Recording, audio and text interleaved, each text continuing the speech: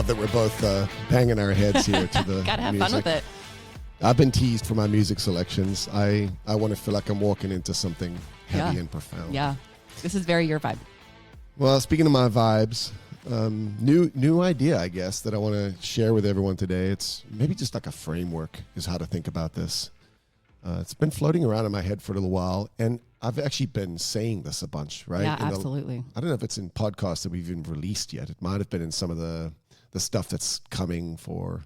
The first time I heard you talk about this was actually at our Golden Circle Lab when we did our money journey, and it was... That's right. That came out there first. I love it.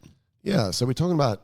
I don't even know what to call this, but the title is Profit, Pleasure, Passion, and Purpose. Maybe we can call it the 4 Ps, but we have the 4 Ps. I know there's so many of those acronyms. There's 4 million 4 Cs and 4 Ps. And so I don't know what a great name is for this, but really what this is a framework that I've used in just reflecting on, I think the central question is why. The big question here is why. Why am I, maybe not in real estate, but why, what am I working for? And what's the why behind all the inputs? Yeah. And maybe I'll share a couple things before I jump into profit, pleasure, passion, and purpose. The first is, well, let me start with why I think this matters. And I think it's 2 really fundamental things. And the first is that I have learned that most of us lack clear vision. It makes me think of the staff exercise we did with the rubber bands, right? Where we called it creative tension. Create tension by stretching the rubber band, right?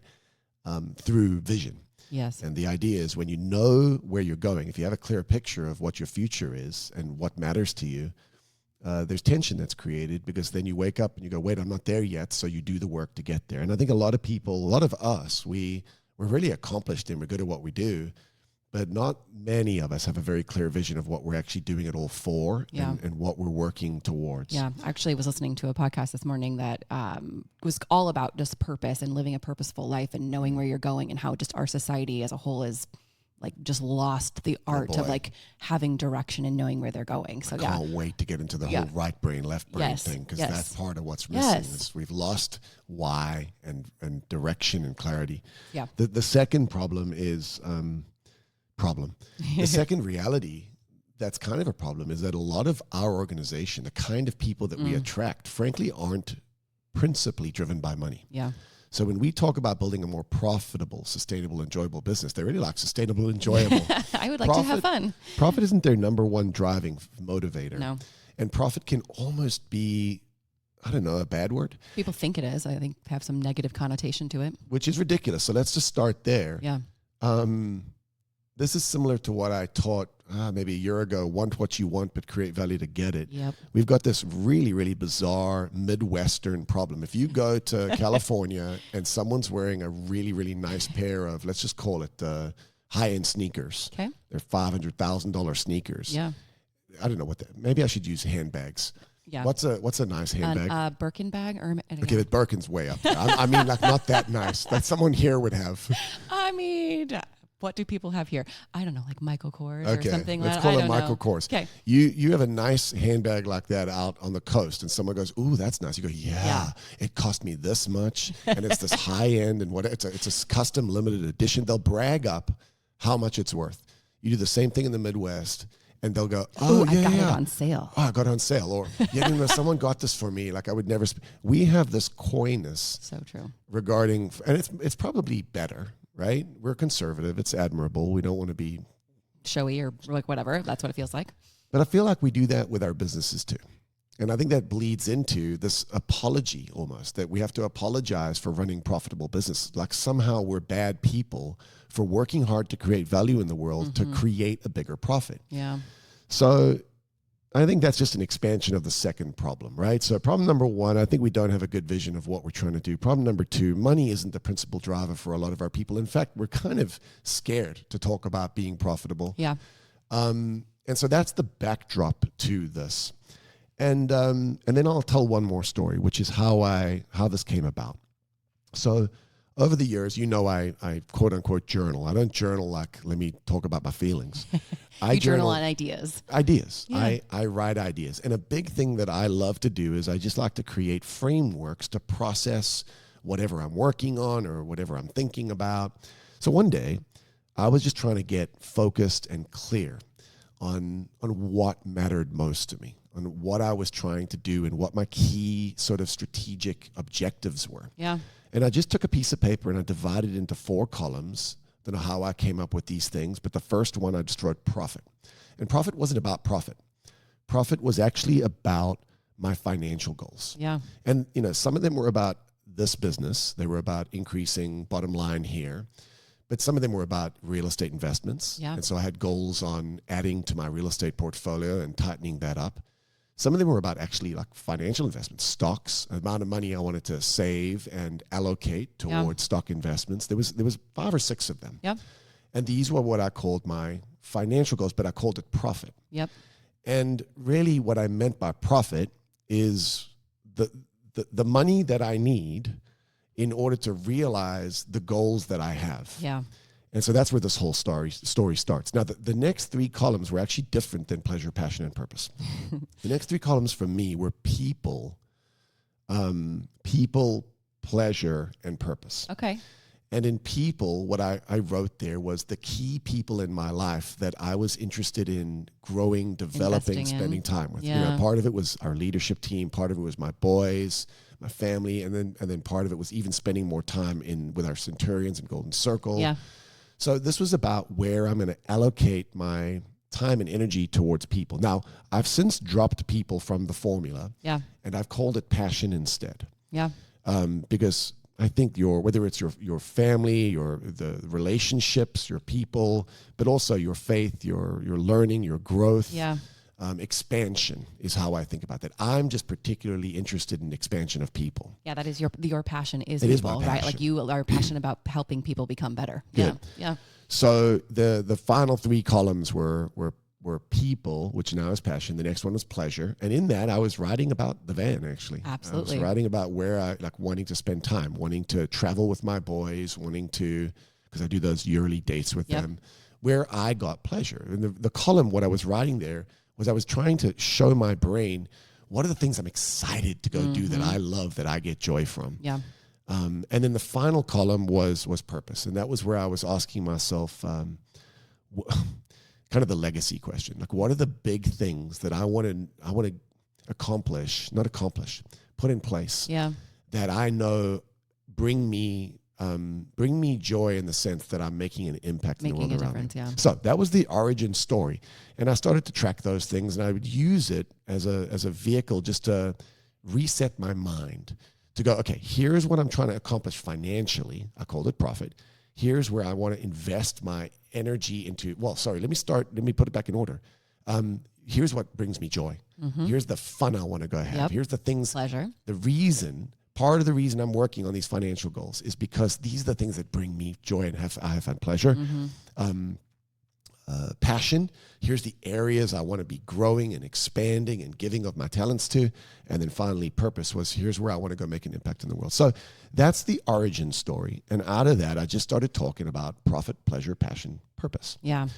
Yeah, for me, this is all about that reorientation. I feel like there's so many concepts in my head, like floating around and like coming together. But I feel like, we are not money goal oriented people generally, like the kinds of people that we attract with who we work with here. But if you don't know what your drivers are, you don't have a strong enough drive to go, like to ask yourself, why am I choosing not to spend the money here? Why am I choosing to hold the line on this XYZ? And so it's really, so many things. Consider the trade-off, right? Like I have to have a strong enough inner reason for the choices that I make, even with like the trade-off of my money, like creating that creative tension, like you were talking about, like, or the trade-off of waking up and putting up with the client that you're currently dealing with that is a nightmare for whatever reason, or the agent on the other side. When we know why we're working to do this right. Yes. And we see that it's because it fuels our capacity to do the things we love, to impact the people we want to impact, and to go invest and grow and expand into the passions we have in the world. It's a fuel. The best 100%. Way to say it is that profit is a means to an end. Yes. And maybe that's the final, maybe I'm jumping the gun. No, but I think that's that right. is the point here, is that for people like a lot of us, profit isn't the biggest motivator. And what we need to do is retrain our brain to recognize, first of all, profit's not something to apologize for. We should be running profitable businesses. Yeah. But if that's not your key motivator, if you don't get all wound up thinking about your bottom line, recognize the reason you should have a P&L is not to brag about your bottom line. It's to build it so that you can build a life that's beautiful. Yeah. And pleasure, passion, and purpose is how I think about a beautiful life. Yeah. I was even thinking about the word profit and how, like, what would be something that would kind of continue to make it so not so negative and you don't have to apologize for it. And I really think profitable to me is also just running a smart business. Right. So profitable to me is you're sustaining. Thing. I know, but I think that's what it is to me, right? We say profitable, sustainable, and enjoyable. You can't be sustainable in the ups and downs of any market if you don't have profit. And profitable looks different to different people. So it isn't about like some crazy whatever. You can be profitable and just make smart choices. It's just about a smart bottom line, and you know where your money's going, right? So that's just the way I was thinking about it to reframe it in my head. No, that's good. I think another way to reframe it is to recognize that when I say profit, I actually don't mean profit. That little exercise that I did, which we've now duplicated for you. We've got a little exercise for you. And so let's just jump there and I'll explain through how I would do this if I'm you. Yeah. Because this is essentially what I had. I just changed the shape. So we've got a great little exercise. And I would just start at the left. And profit is the left. And I just called it financial goals. So profit isn't about building your bottom line. Yeah. Profit is about what you need to accomplish financially as the fuel or the resource, the raw material, that's the means to the end in order to go live the beautiful life that you want to live. So start with your financial goals. For me, mine were about my business bottom line. They were about my real estate investments, and they were about my other financial investments. Yeah. Yours might be slightly different, but you should probably have those three categories in there somewhere. Yep, those are probably good. And then we shift to the right-hand side, and you're just asking yourself three sets of questions. I mean, pleasure is fundamentally about, first, get clear on what actually brings you joy. How do you want to experience life is the way I wrote it on the worksheet. Yeah. I think a lot of us don't know. Yeah, and I would say, I mean, of the three, this one was the easiest for me. I feel like where do I go have fun? Where do I enjoy? I mean, I like what brings me joy. That's a really easy question to like think through. Like, what fills my bucket? What brings me that joy? What fills my bucket? Where selfishly do I just want to go have a great time? Yeah. I think this is a selfish question. I think we need to be okay asking ourselves, if I work my tail off by creating value for the world around me, if I do all the things I need to do to build a business that actually serves people well and I make money doing it, what do I want to reward myself with? Yeah. What's the fun I want to have? For me, this was my van. Yeah. I want to be able to jump in a big green van and fly out into the middle of the jungle where no one can see me or hear me or find me. I think, absolutely. I've heard our agents talk about this. I mean, like sometimes like their fuel is knowing that they have that next big family break or like that. They plan their schedules so that they know that they have that fuel to get through the next 90 days because then they get to take this amazing break with their family and their whatever, right? Like it is fuel. It's almost sad because we're working our tails off for the next vacation. I mean, but it is your fuel. Well, hack the system. If that is what drives you and gets you through the busy month, then know what it is, get it scheduled because that's what brings you joy. And so pleasure, what brings me joy, define it. And then my challenge to you guys is to set in the next 12 months, what are a handful of things that you want to do that bring you joy? And in the next 5 to 10 years. So these to me are like short term, and a little keep me going stuff. And frankly, on the short term one, I think what I'm trying to do here is force myself to go, I need to schedule the things that I love. Yep. Because if I don't intentionalize those, I'm always going to push them off because I know that I've got responsible work to do. Yeah. So establish a next 12-month goals, and then a 5 to 10-year goals. These are the big, hairy, audacious. Yeah. What's my van? Next column, passion. This question to me is about that you have to ask yourself is what matters most to me. Yeah. And again, the way I framed that is if money were no object, what would I spend more of my life pursuing? Yeah. So passion probably isn't going to be about stuff. It's going to be about people. That was my category. Your faith, your health, maybe. Expansion of your capabilities. Maybe for example, I remember back in the day, Megan wanted to be a pilot. So she went off and just decided to use the profit to fund the capacity to create time and learn that skill and go figure out how to fly a plane. Now, I don't even know if she does that anymore. She's probably got a new passion, but that was the passion then. And so creative pursuits, new ventures, building capabilities, personal growth, right? a same question. What matters most to me? This is going to be different for everyone. Yeah. 12-month and 5 to 10 year goals. Yeah. And I think the what matters most was a little harder for me. I loved the ask yourself, if money were no object, what would I spend more of my life pursuing? That was an easier framework for me to be able to figure out what the answer was. Like I had a little hard time with that. Do you want me to? I mean, I'm working through it. I haven't spent a ton of time, but I am working through it. What popped in your mind for? Well, let's do this at the end. I'm going to ask you at the end. So you got a minute to think it through. Okay. So you're saying pleasure was easy, passion was a little harder. For me, yeah. Yep. And then purpose is the final one. And this is where can I make an impact? Yeah. And later on, I'm going to be sharing some thoughts, not today, on why I think this one's so important. And fundamentally what it comes down to, just to jump ahead, is I actually think that happiness and fulfillment is very, very hard to achieve or attain if you're not some portion of your life making an impact in the world around you. I actually think it's one of the contribution is what I call it. If you're not impacting people or something, if you're not making an impact, I think there's something missing deep, deep down inside of us. And the greatest joy actually comes not from getting, but from finding places to give. Yep, 100%. So purpose for me is, where do I want to make an impact? This makes me think about the Roger Wheeler podcast where he talked about how he pictures everything is through the filter of his funeral. Yeah. What people will say about him or what people say about you when you're done, right? And I think that's a great framework. Why am I here? Not what's the meaning of life? Yeah. But what's the meaning of my life? There's a beautiful quote from Viktor Frankl that basically suggests that. Like, the thing we're doing wrong, I'll totally screw this up, but essentially what he's saying is what we're doing wrong is asking, like, what's the meaning of life? Is there a meaning to all this? And he says, actually, it's life that's asking you that question, and it's asking, what's the meaning of your life? Yeah. And I think that's beautiful, and I think that's exactly what this is about. So where can I give? Where can I mentor? Where can I serve? What legacy am I leaving? Where can I invest in other people or create opportunities for other people or lead or guide? Or there's so many categories here. Yeah. And again, I would challenge you to say, well, what in the next 12 months can I do, however small, to do that? And what's my big, hairy 5 to 10 year picture? So profit, the fuel that funds it, pleasure, passion, and purpose. What brings me joy? What matters most to me? And where can I make an impact? Yeah. When you get clear on those and you start to establish small little goals and slightly bigger goals, what happens is clarity. And I think what happens through that clarity is, first of all, permission to go make a profit. Yep. And motivation to build a beautiful, better business, because we don't have to apologize for the fact that we're creating value in the world in order to fund the life we want to fund. Because the life we want to fund, when you actually get down to it and get clear about your goals, most of us, it's not about a Maserati. Most of us want to leave the world better than we found it. We want to impact our families. Yeah. We want to make a difference in our communities. We want to do beauty, and we want to buy a van to fly off and vanish from people.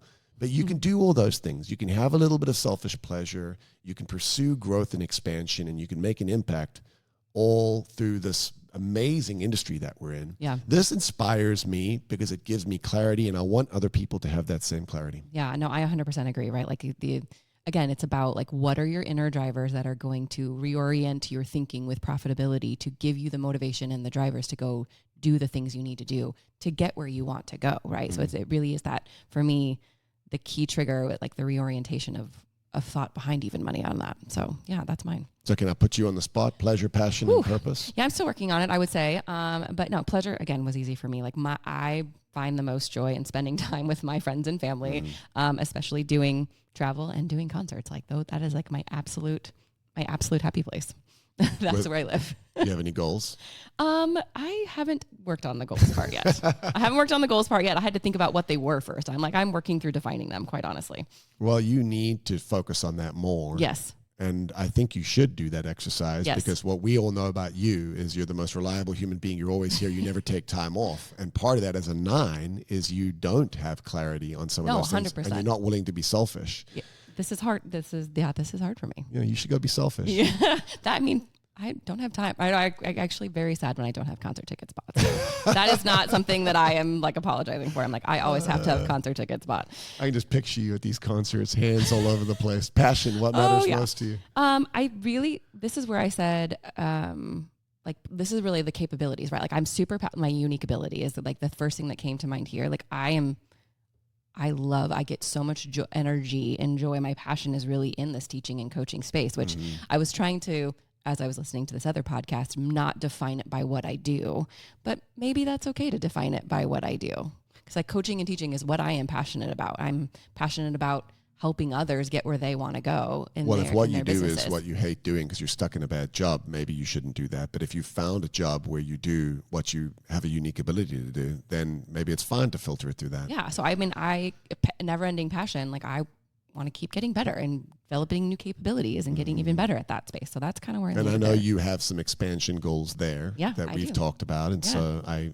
that one, it seems like you have better clarity on. Maybe. And you've developed more clarity in the last 12 months. But that's also creating the space, somebody even asking me the questions to create the space to go do it, right? To even think about it. So yeah. And purpose is definitely hardest for me. Like I think as a 9, this one is I need to find like my bigger why. Like, I mean, it is my kids, it is my family, but I need to want to find stuff. And so you're in that same transition that I've been in. A big part of my life has been focusing on my boys who now are young men, and you're in the exact same, not to age you, but same bracket. I don't care. It is what it is. It's fine. So I do think for people in transition like that. Yes. I am in like a new state of, they're kind of adults. Like they're grown up humans. And of course I'm still passionate and about helping them still always.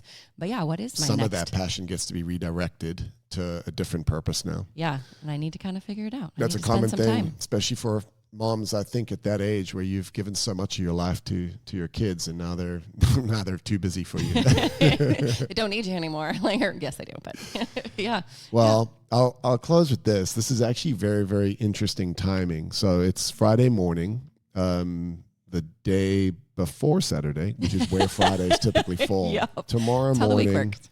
Tomorrow morning, I shouldn't say this publicly, but tomorrow morning I jump in that big green van. That's been a pleasure I've been chasing for a while, to go spend quite a bit of time up in the mountains with my wife. And so also my boys don't need me anymore, so they're going to be working and keeping the house in order. Right. But it's fun. It's fun I think what I want is everyone to walk away with a recognition that it's also not about the money for me. I think a lot of us are that way, but I don't want you to apologize. I want you to build profitable businesses that are good businesses, that impact your clients in great ways. And I really want you to own your financial goals. Yeah. It's okay to do that. And any voices you've got in your head that tell you otherwise, be careful of those voices. Build something that creates a great bottom line so that you can pursue the things that bring you joy, expand and grow and do the things that you're passionate about, and ultimately go make an impact in the world. And I think if you can filter it through that and get more clarity, I think all the work to be done is, first of all, a little bit lighter. Yeah, it becomes more clear, right? Yes, you see where to go. And I think it's inspiring.